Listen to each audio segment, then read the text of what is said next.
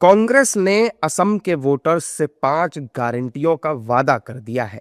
कांग्रेस अध्यक्ष मल्लिकार्जुन खड़गे ने रविवार को असम के लिए 5 गारंटियों की घोषणा की।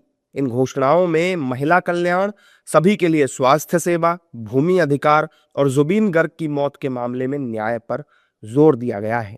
खड़गे ने राज्य की बीजेपी सरकार पर भ्रष्टाचारी होने का भी आरोप लगाया। उन्होंने जोर देकर कहा कि उनकी पार्टी असम की जनता से किए गए सभी वादों को पूरा करेगी। खड़गे की इन गारंटियों पर बीजेपी की प्रतिक्रियाएं भी आई। बीजेपी कह रही है कि पहले अपनी पार्टी के नेताओं की गारंटी कांग्रेस ले ले और फिर किसी से बात करे।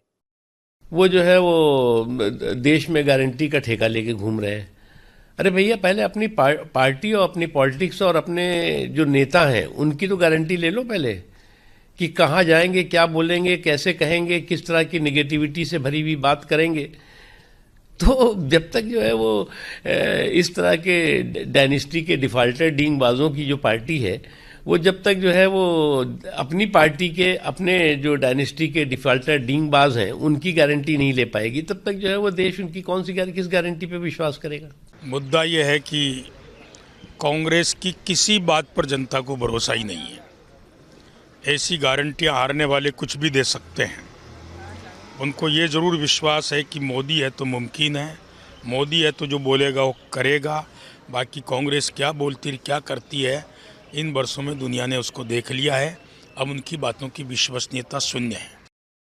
वहीं अपने नेता के बयान पर कांग्रेस की तरफ से भी प्रतिक्रिया आई। कांग्रेस के नेता कह रहे हैं कि कांग्रेस जो कहती है उसे पूरा करती है।